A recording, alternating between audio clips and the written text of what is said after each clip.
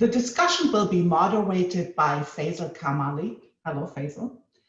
Faizal is an independent philanthropist, a philanthropy and social impact strategist, not a philanthropist, not yet, but a strategist in philanthropy. Over a career spanning 7 countries and 2 decades, Faizal has worked within and at the intersection of public, private, and the social sectors in Africa, Asia, Europe, and Northern America. His experience in increasingly senior roles includes some of the world's most reputable impact organizations, such as BRAC, the largest nonprofit in the world, actually, based in Bangladesh, the Aga Khan Development Network, and the Rockefeller Foundation. Faizal holds a number of degrees, one in environmental science, a master's degree in international education, and an MBA from INSEAD.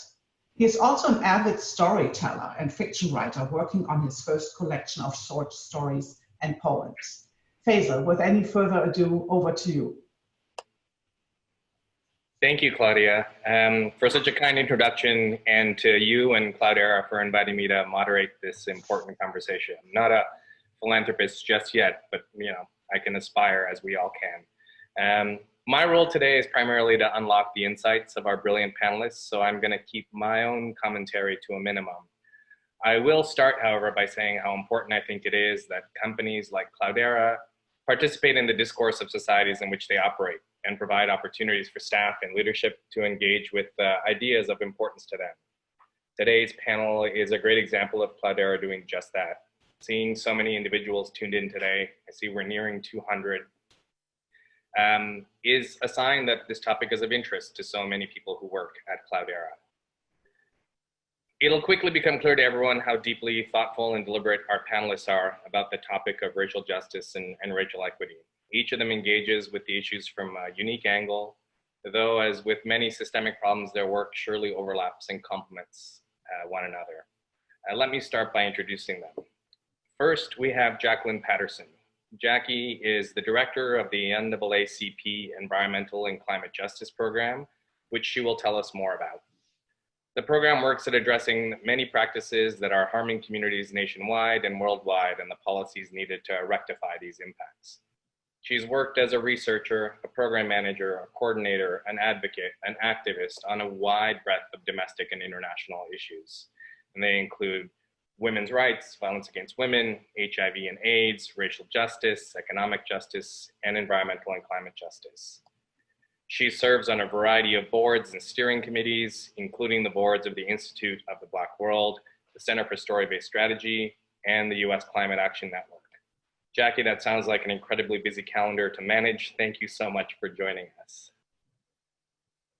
Our next panelist is Imari Jefferies. Imari is the CEO of King Boston, a privately funded nonprofit working closely with the city of Boston, sparking a new public conversation on how to advance racial and social justice in Boston today.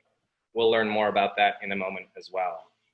Imari's wealth of experience includes nonprofit management, community activism, education reform, and a breadth of other social justice efforts. He served in executive roles at Parenting Journey, Jumpstart, Boston Rising, and Friends of the Children.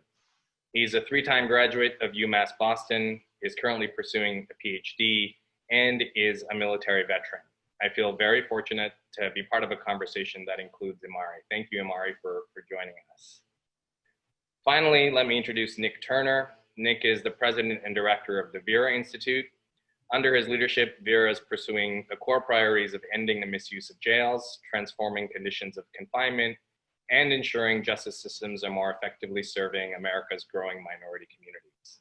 He also spent an earlier chapter of his career at Vera from 1998 to 2007. For a chapter in between, prior to rejoining Vera, Nick was a managing director at the Rockefeller Foundation, where he was a member of the foundation's senior leadership team. Among the list of accolades and accomplishments I don't have time to mention, he also serves on the Independent Commission of New York City Criminal Justice and Incarceration Reform. We're very privileged to hear from Nick today as well. Thank you for joining us.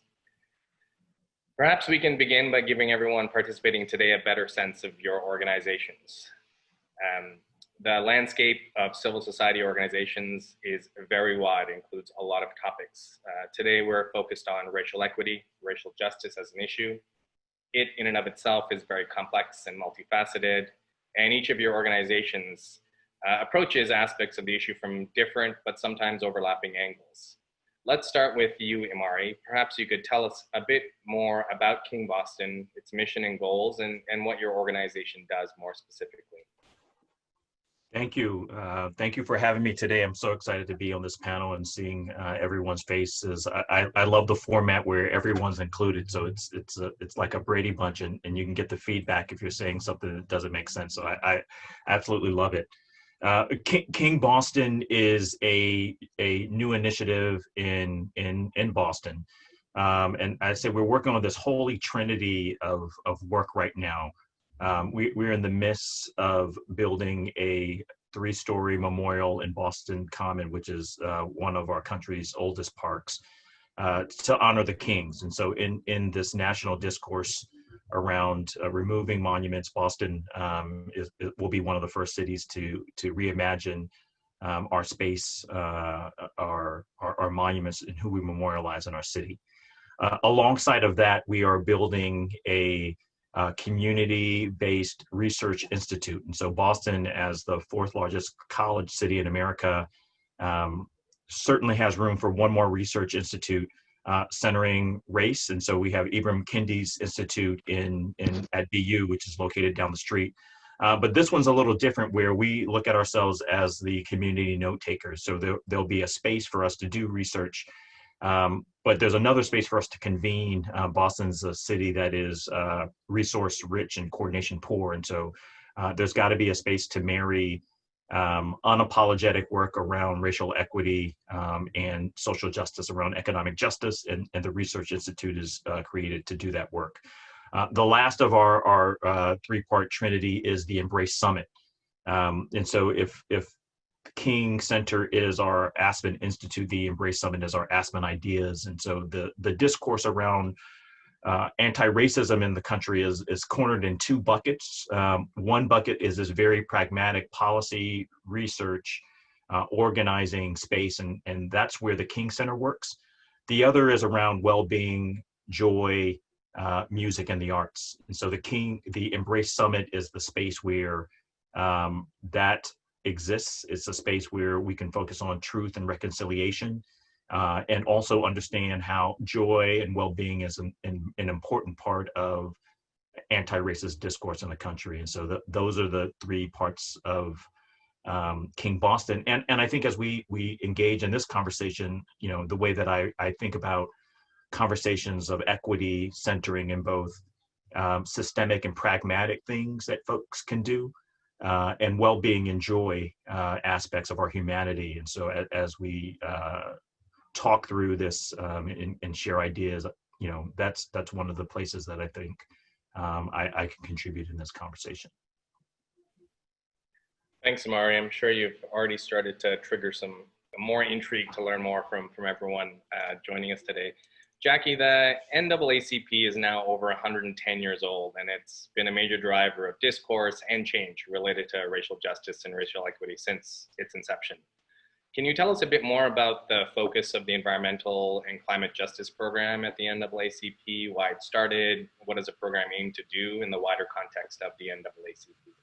Sure, thank you. Yeah, also it's a pleasure and an honor to be here with you all. I'm looking forward to this conversation. So yeah, the Environmental and Climate Justice Program started pretty much exactly 11 years ago, comes this Friday. It's our 11-year anniversary. And it started out of first an acknowledgement of the disproportionate impact of climate change on communities of color in general, African-American communities specifically, and really the whole climate continuum, from the drivers of climate change, primarily the energy sector and its emissions, those facilities being disproportionately located in communities of color, and also again disproportionately located in Black communities, and to the impacts of climate change, whether it's disasters, shifts in agricultural yields, or sea level rise. All of those impacts disproportionately impact our communities. And so we see myriad ways that our civil rights are being violated in the context of climate change. And so the NAACP started the program to really begin to affect changes in our policies so that we actually do better about reducing the pollution that drives climate change and harms human and public health, and to also to address the ways that policies need to protect communities in terms of the ways that we need to adapt to the fact that climate change is already happening, and that we need to have better disaster policies, better food justice policies, better policies around sea level rise, displacement, and managed retreat, and so forth. And so that's in a nutshell the why and the what. Thank you. Right, we're gonna crack that nut a little bit further and dig into it a bit more. Before we do that, Nick, many people have heard of the Vera Institute, but I'm sure several others have not. Why does the Vera Institute exist? What does its work look like? Thank you very much for the opportunity to be able to be on this panel with Cloudera and with Imari and Jackie. The Vera Institute of Justice exists to fight and end over-criminalization and mass incarceration in America. What does that mean? I guess the best way to, for those of you who aren't necessarily following these issues, the best way to think about it is that on May 25th, George Floyd was murdered by the police. That was a specific individual example of the way in which the justice system has devalued Black lives and has imposed force, and often lethal force, on Black and brown and poor people in the country. If you zoom out, what you would know about the American system is that it is an international aberration, that we arrest more people per capita, incarcerate more people per capita than almost every single country on the globe. We arrest people every 3 seconds. So someone was just arrested. And again, someone was just arrested. That totals 11 million people arrested in America. We have a prison population of 2.2 million people. Folks often think about that and think, well, you know, lots of guns in this country. It's a dangerous country. We have higher rates of violent crime, but in fact, none of that justifies the massive scale and scope of the system that we seek to end. And why do we seek to end it? We seek to end it because that system is punitive. It devalues human life. It stunts people's growth and opportunity to advance themselves or their families or communities. So there's some pretty chilling statistics. 1 in every 2 American families have had an immediate family member incarcerated in the last 10 years. That's a stunning statistic that tells you about the reach of the justice system, most profoundly felt in Black and brown communities. And if if Jackie or Imari or myself were to have, were to decide that we want to expand our families today and have and we had a Black baby boy, that baby would have a 1 in 3 chance of spending time in jail and prison in his lifetime. That compares for a white baby boy born today that has a 1 in 17 chance. So that the implications for Black and brown communities are profound. And it ends up affecting life trajectory for many, many people. So Vera works to combat that, to shrink the footprint of the justice system, and to make sure that those who are touched by the justice system are treated with a commitment to their basic human dignity, and as individuals who can indeed be positive and constructive members of society, as all human beings can be. Great. Thank you, Nick. I have a sense that the idea of dignity is deeply tied to all 3 of your efforts in the programs and work that you lead. Perhaps we can now that we've set a bit of a foundation and helped people understand, broadly speaking, the work that you do, maybe we can jump into the current moment that we're all in. Obviously, things have changed dramatically over the last several months with regard to the context in which you're operating, from the pandemic and COVID to the ever-increasing national attention related to racial equity and racial justice. I'm curious to hear from each of you how the dramatic increase in public attention to issues of race has affected your work. Jackie, perhaps we could start with you. Yes, so in so many ways. One certainly has been just the extreme influx in attention and requests of various types. It was overwhelmed with email before, but now on peak hours, I receive like 50 emails per hour at this point because of the just extreme influx. And so, and what's good and bad is that there's kind of categories in terms of the types of requests. Some of them are folks who want to just kind of make a statement and throw money and be able to say that they gave money to the NAACP, for example, and I haven't, and those I've pretty much universally rejected in terms of being interested in that kind of engagement, and really instead of encountering with kind of concrete actions that people can take that are more substantive and that are actually moving towards transformation. And then others are legitimately wanting to figure out how to do better. And some are starting from such a subterranean level in terms of where they're operating now that that question of the readiness of the entire organization or company or whatever to be able to move forward, and the extent to which we have the capacity to walk that long walk with them to be able to do so is always in question.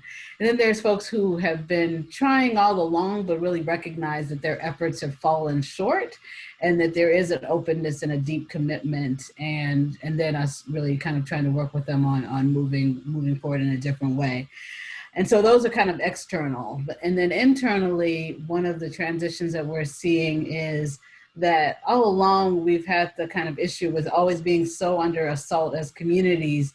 And as the Environmental Climate Justice Program, we're always trying to say, yes, there's all those things and we need to fight those things, and we're a part of those fights. And how do we really have imagination around what could be, as opposed to just what little we can get from such a deeply flawed system.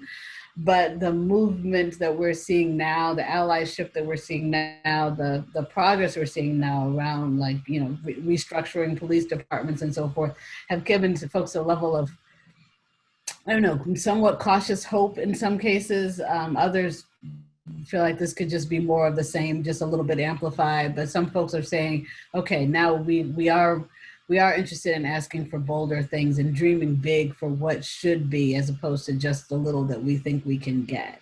So that's been an interesting kind of set of dynamics and shifts that we're seeing. I'll pause there. Imari, I see you nodding along here and there. What's been the impact of the current moment on the work at King Boston? I think to Jackie's point, it has definitely raised the consciousness for folks of the importance of this moment in time.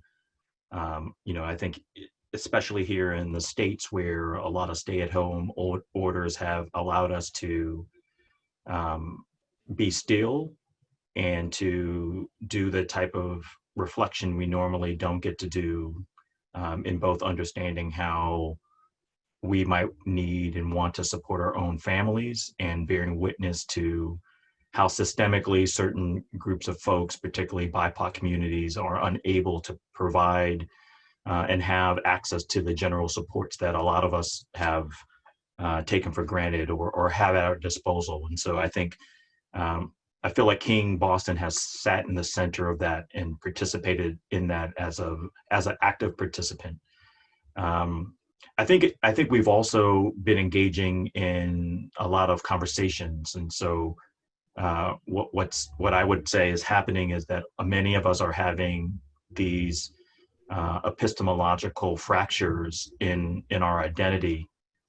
As folks who live in the United States, we've been socialized into these canons. And I think for many of us, we're discovering that these canons are not true for many folks, and including ourselves, and creating space for folks to interrogate what happens when these canons of Americanism, these canons of what we think it's like to live in a meritocracy aren't true for all folks. It's hard for folks. It's hard for white folks, and it's hard for BIPOC communities.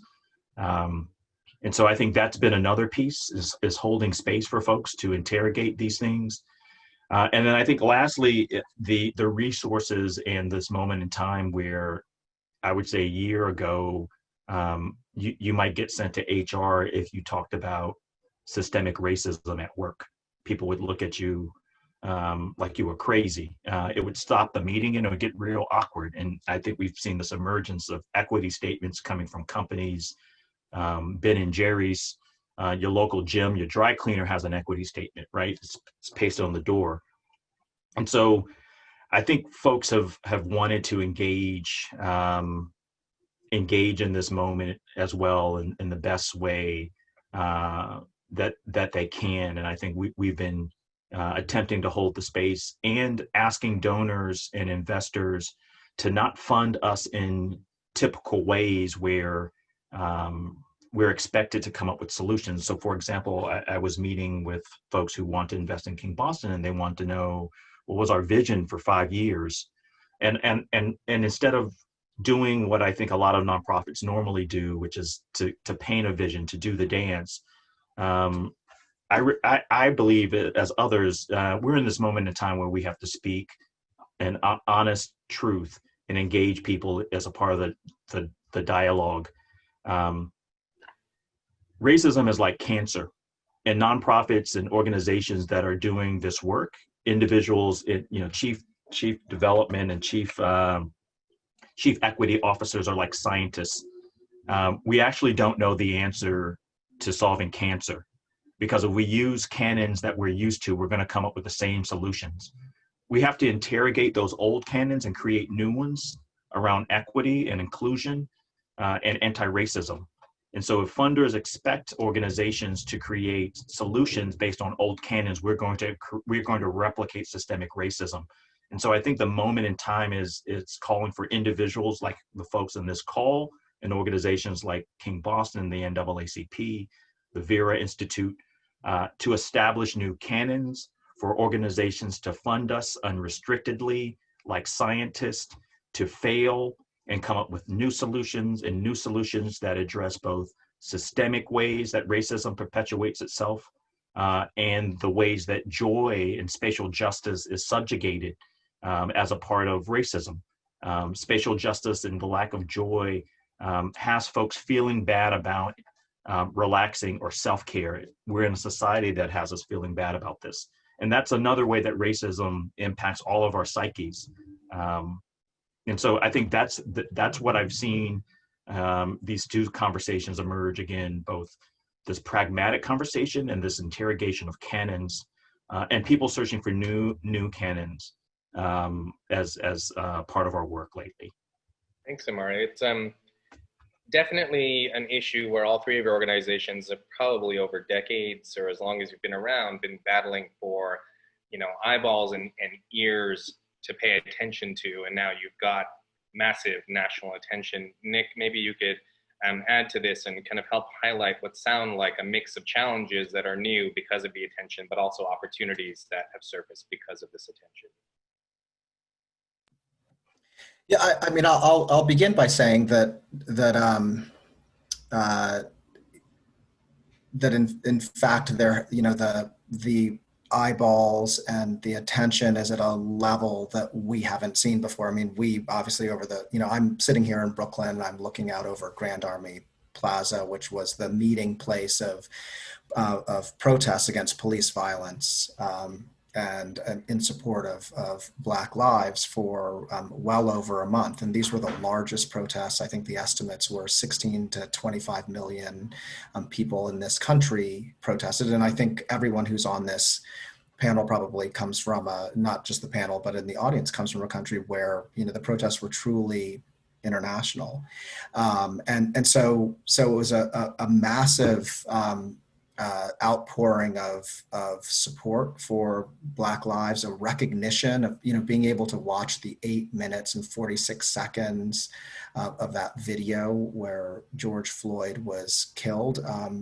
Open the eyes for many people. We have to remember that the justice system that we have in this country is invisible to many people because we're a highly segregated country by race and ethnicity, and also and by economic class. So a lot of people don't see that, but what that video brought into people's phones and then their living rooms and so on, made them see that system that I just described in the last round, this you know, profoundly massive, burdensome, and cruel system that most Americans have actually comfortably lived with and been happy to support in its existence for decades.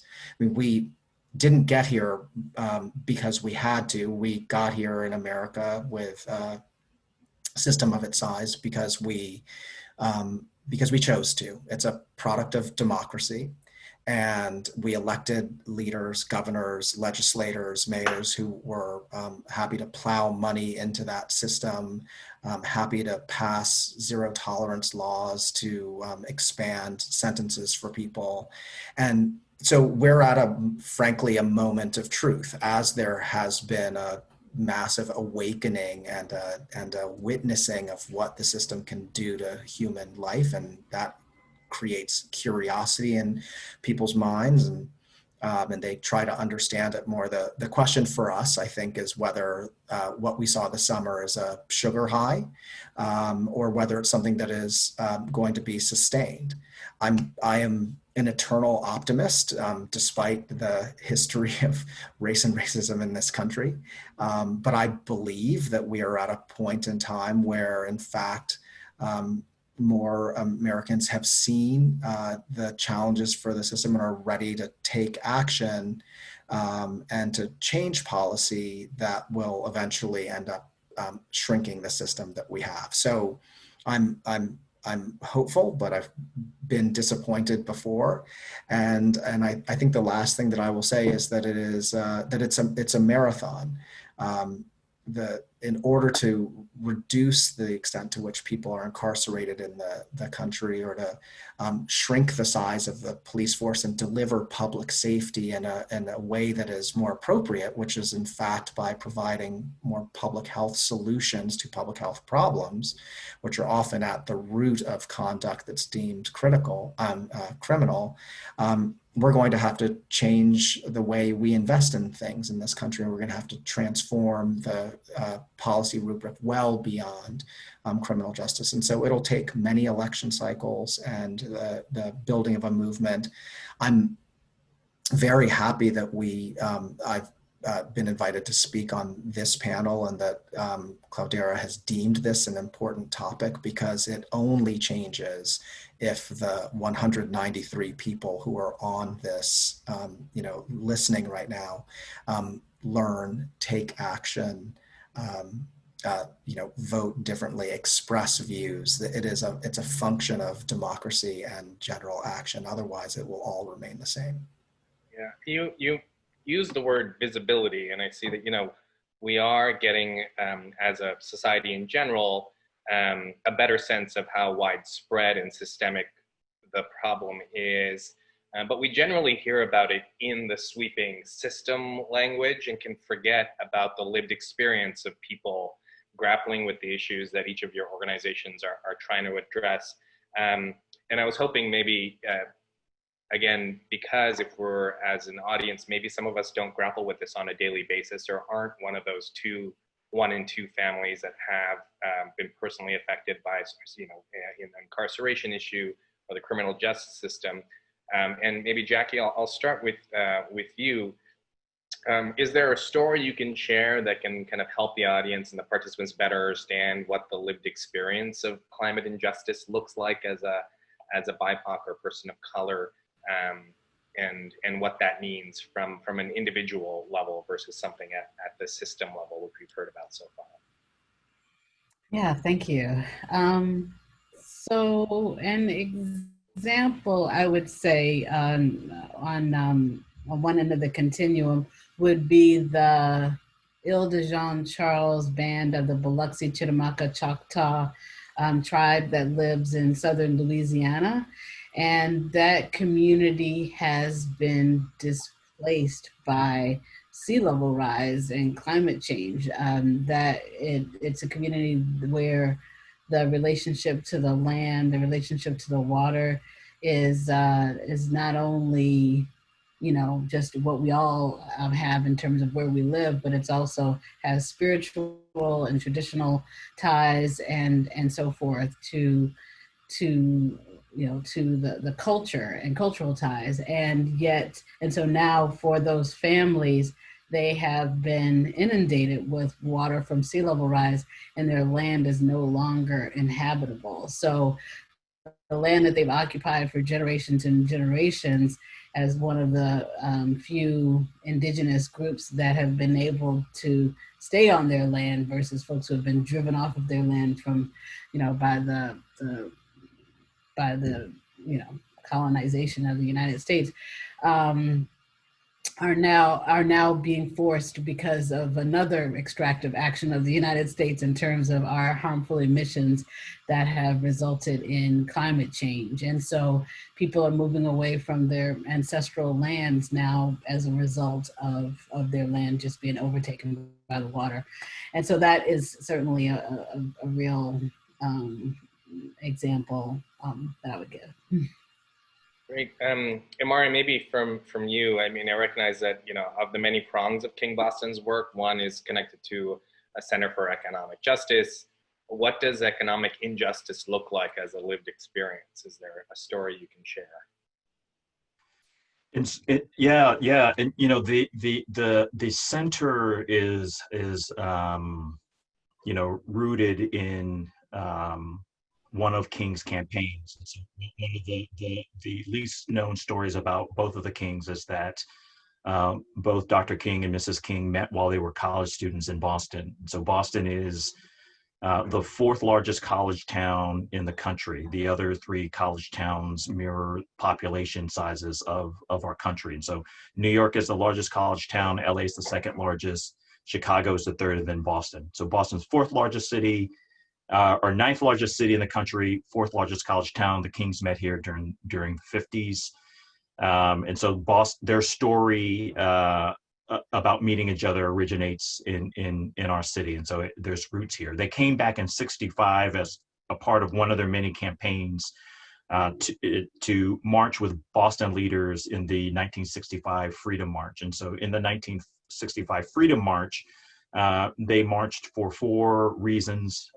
Those 4 reasons as a part of this campaign was housing, it was racial equity, it was public education, and it was poverty. And so that was what the Kings marched for in '65.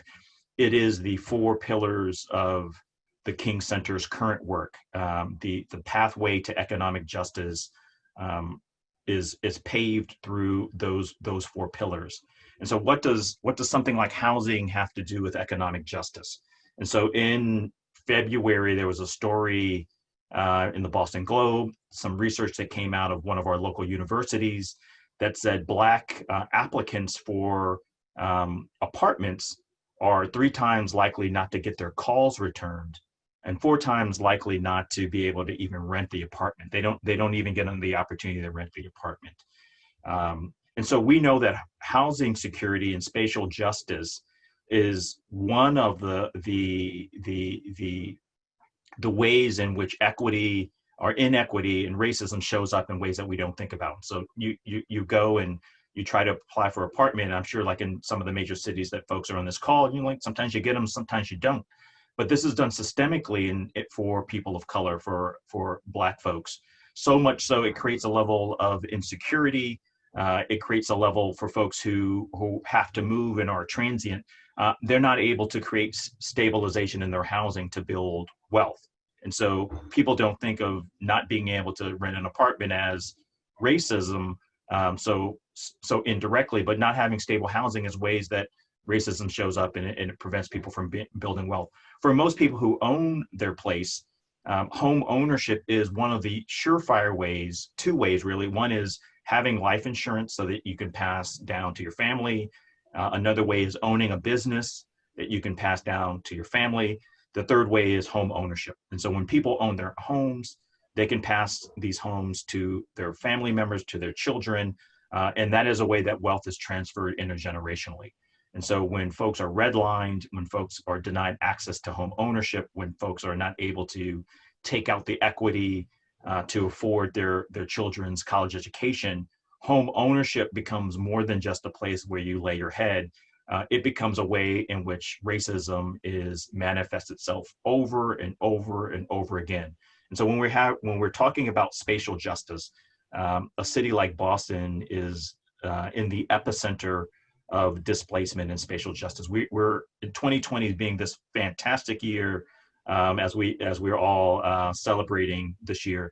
It is the 400th anniversary of the Mayflower landing in Plymouth, and so we're celebrating that 400th year where we're having Thanksgiving this year.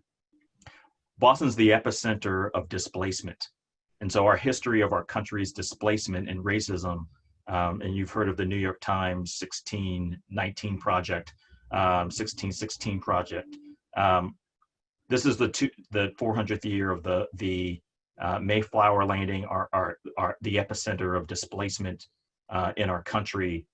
Displacement relations to housing and the environment, manifesting itself into some of the phenomenon we're seeing today.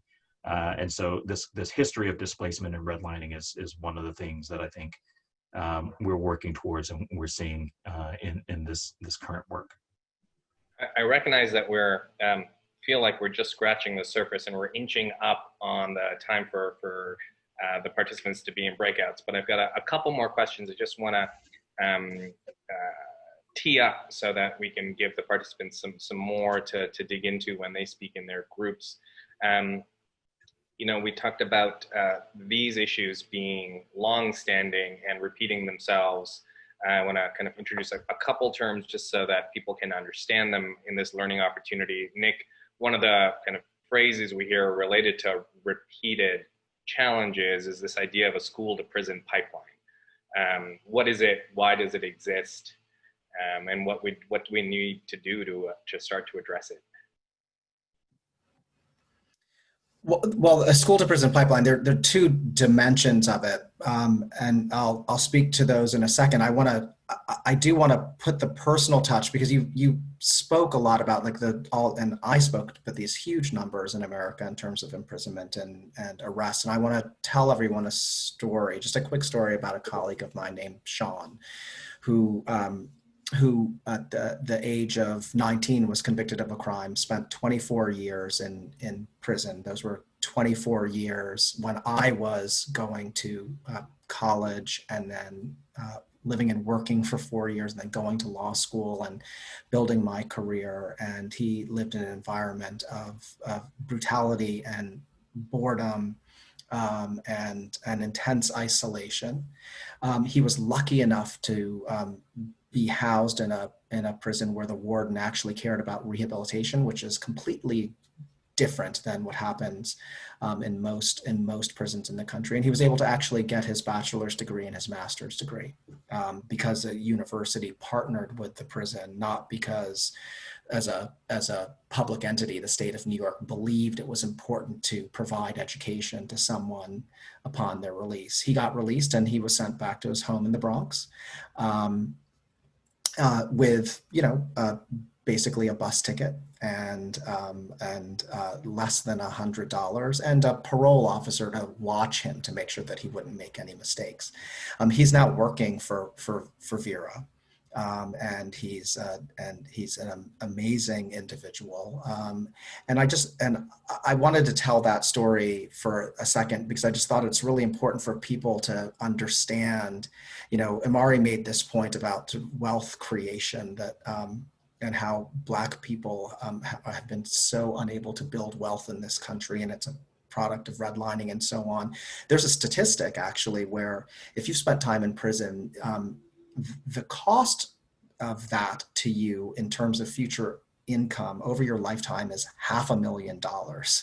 So you actually, and people who have been in prison earn 52% less than someone who has not been in prison, which means that you can't ever get enough money for a down payment to have a house to pass on to your next generation. And you may not be able to seed that business. And so while I am lucky enough to not have spent time incarcerated, you think about what happens to Black and brown people at a massive disproportion, and how that actually not only harms them during the time in which they're incarcerated, but also fundamentally undermines their ability to care for their families and then future generations of their families. It's really profound. Super quickly on the school to prison pipeline, that is basically, we have a lot of, there are two dimensions. One is that in school districts that are typically poor and majority Black and brown, the discipline systems tend to focus on suspension and expulsion, and as a way of managing problems that arise in those places. And that obviously gets young people out of a learning environment, and there are many jurisdictions that have zero tolerance policies. So if there's a conflict, they're quick to pull out the rug for a young person. The second dimension is that many jurisdictions have chosen to put police in schools. New York City has close to 6,000 police officers in its public school system. It is actually one of the biggest police forces in the country. And so that means that when something occurs that might be a conduct thing that might otherwise be settled in a different manner, if you have cops in the schools and the tools that they know to use are arrest, that creates a very quick pipeline from school into the justice system and into prison. Thanks, Nick.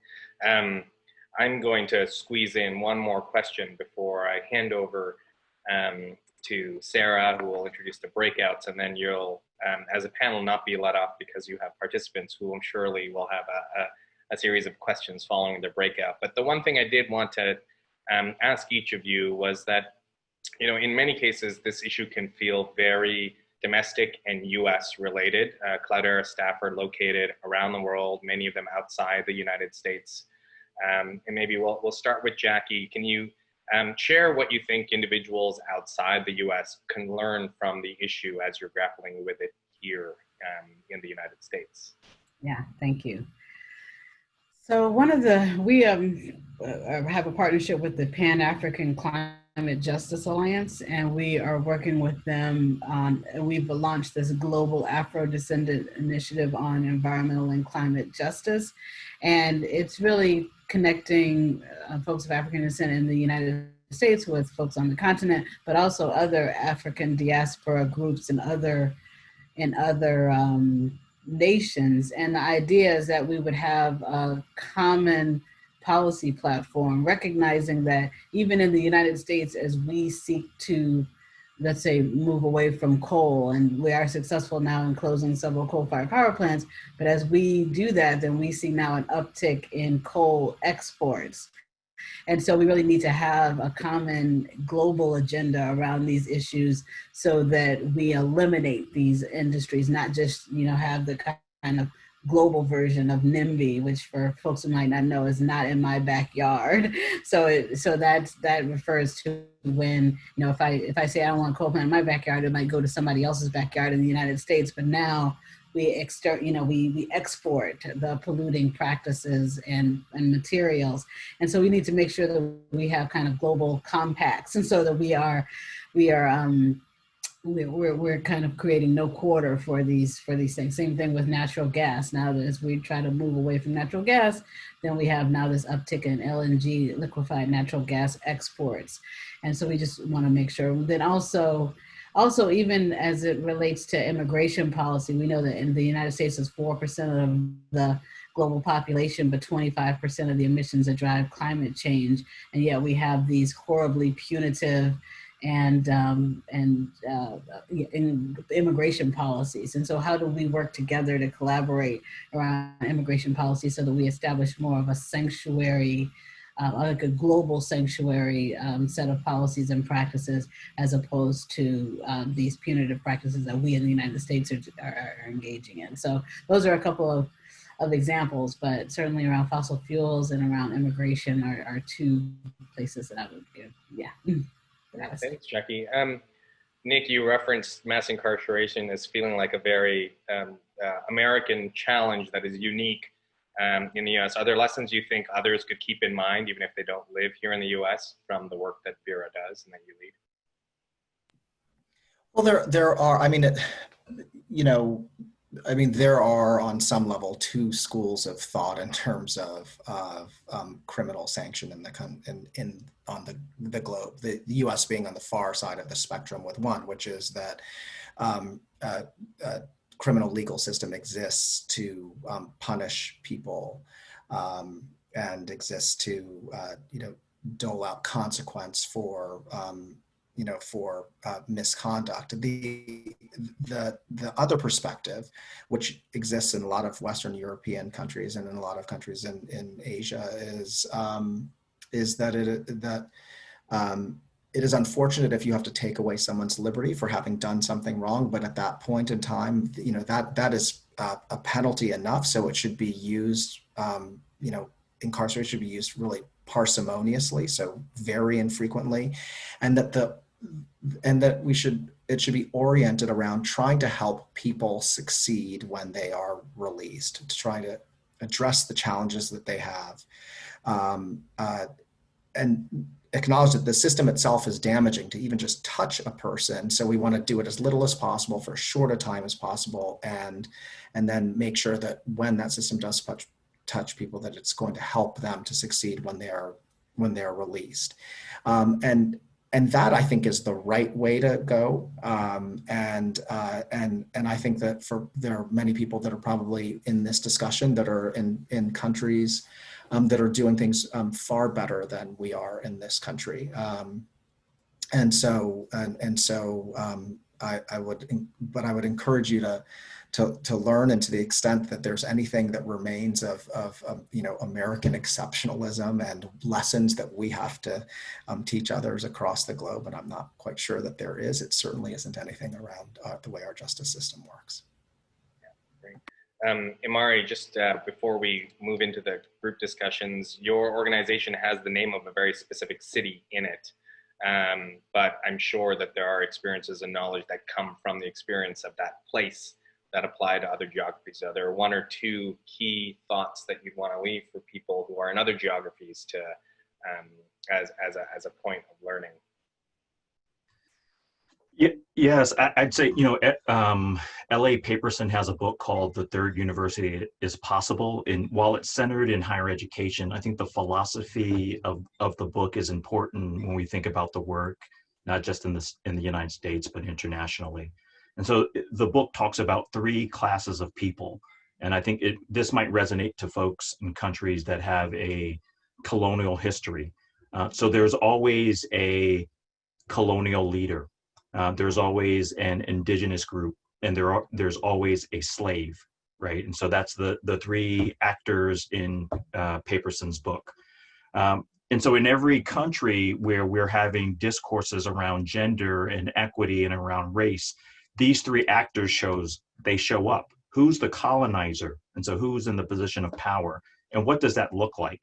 And how are we socialized in that position of power to think about our superiority, to think about our dominance, to think about our culture? Who's the indigenous? And how is our original culture being subjugated? And how does that play out in our behaviors? And how does that play out in our ownership to land and our ownership to the other groups? And who's the slaves? And so who are the folks who are in the bottom class? Who are the folks who are constantly the bad guys, who've been socialized to be the bad guys in most people's minds? And so I think that relationship between these three actors is not just a US phenomenon, but something in almost every culture in this country. There's a colonizer, people in power, there's an indigenous group, and there's a slave group. And I think if we think deeply around who those folks are in our country, we'll know where we sit and we know which group we're in. I hope that this moment in time where the great pause as a result of the viral pandemic has given us an opportunity to interrogate why we have situated ourselves in these three groups. In some cases, the colonizers are immigrants. In some cases, the colonizers are or the indigenous groups are folks who are immigrants. Those situations change. But why those three groups are clustered in this society, in the modern world, is beyond me. And I think in every country, we can stop and interrogate the ways that those actors show up.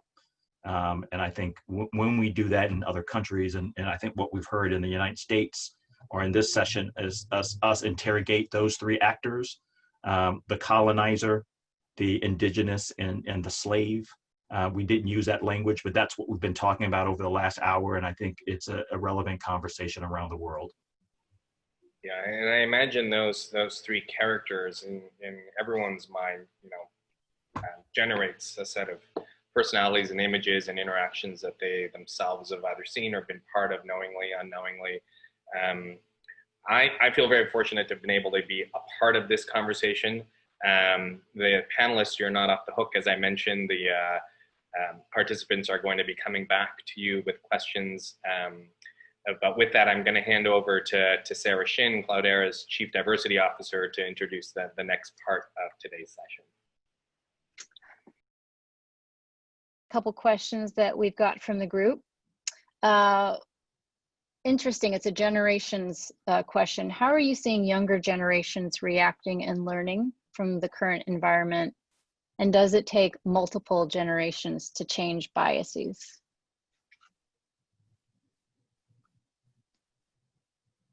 Who in our panel would like to take that one?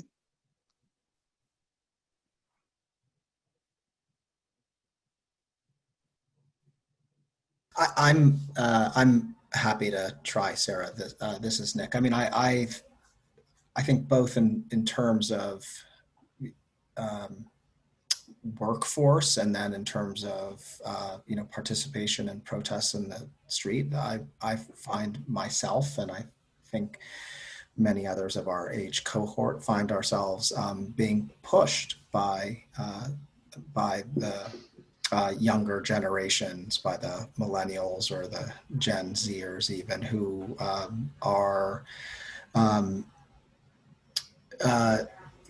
have many of whom have spent the last few years in sort of in the cauldron of activism and because it is very much an activist age, and also don't have the previous experience, at least in my context, of working on issues when there was no momentum, when there was no social media or videos of Eric Garner or Philando Castile or George Floyd, and so there's a level of outrage and non-acceptance of the way things are right now that push people like me to have to be, to be bolder. And I think that we're actually seeing that in American politics, that if you were to segment out how younger generations are addressing issues of racial justice or criminal justice, you see much more support and motivation for change. This question might gear this towards Jackie. So you mentioned the export of coal. What is happening now, and how is that hurting ethnic populations? And is that erasing the environmental gains of closing coal plants in the US? Wouldn't say it's necessarily erasing, but it definitely is making it less because it just kind of shifts the coal burning from one place to another. But then there's also the fact that the U.S. kind of consumes so much and is such a big user of energy. So the volume might be a bit less in terms of just pure pollution, but definitely one of the challenges is that in the U.S. at least, even there's kind of pollution controls that are required, and some of the exports and the places we're exporting to don't necessarily have those types of regulations in some places. And so that's another reason for the answer to the question in terms of us really having global policies, so that we don't have export one polluting practices bad in the US and harms the communities that are around it, and then it goes to a place that has fewer controls on pollution, and so the pollution is even worse, even though it might be less energy being generated. But again, we have the similar patterns. But I was in South Africa, of where those oil and gas industries and where those coal-fired power plants were located. They were near the black townships, as opposed to the affluent areas. So similarly, when I was in Nigeria, the practices around the oil refineries and so forth, that was concentrated in communities that were lower income communities and without the types of pollution control. So that's kind of a big concern as it relates to exports. Mm-hmm. Thank you, Jackie. We had several people bring up this question, and maybe Imari or Nick or anyone on the panel. How do people bring up concepts like defund the police without, defund the police has some connotations and some political energy around it, and also a lot is left to interpretation. So how do you suggest the right way to bring that up so that you can have a productive conversation about it? We had 3 or 4 questions kind of surrounding that. How do you bring it up? Well, I mean, I think I would, I begin by saying, defund the police is a provocative. I mean, it is intended to be provocative. It has sort of accomplished what it has sought to do, which is to drive a conversation. There are people that use that term that run the spectrum from abolitionist, as in we would like to see nothing approximating the law enforcement that we have now, and we want that dismantled, to others who say, look, public safety for all communities is important. We need to step back and think about whether we are investing in the right things to deliver public safety. Thus far in America, we have chosen to say that the only determinant of public safety is what you invest in policing. But we know that the police are responsible, as I just mentioned, previously, put a lot of police in schools. Strangely, we have police being the first responders for people who are mentally ill, or people who have substance abuse problems, or for homelessness. And they often say themselves, we're not well suited to do this. We're not social workers. And so the question would be, can we appropriately divest and then invest in other things that are more effective responses that produce public safety over the long term, and don't rely on policing, which is largely focused on arresting and enforcing laws to address problems. And I think then the answer to that is yes, of course we should do that. Like, why would we, why don't we use public health agencies or community capacity to respond to things that they're more effective as solution bringers than the police themselves? So if that requires reducing expenditure on the police, and I'll say that in some cities, the cities are spending 30, 40, 50% of their general funds, their discretionary dollars on policing. That means that every dollar that goes to policing is not going to housing subsidies, or is not going to care for homeless and things of that nature. So I think that there's actually a wise conversation to have here. Thank you, Nick. So I see that we're at time. I want to close it over to Claudia so that she can close us out. Thank you, Sarah. And I think we could have discussed probably an hour longer, or even longer. And I want to thank everybody who joined. I want to thank Faizal for the moderation. I want to thank Jackie, Nick, Imari. Yeah, really thank you. I mean, for a very enriching conversation and a very rich conversation. I really appreciate it.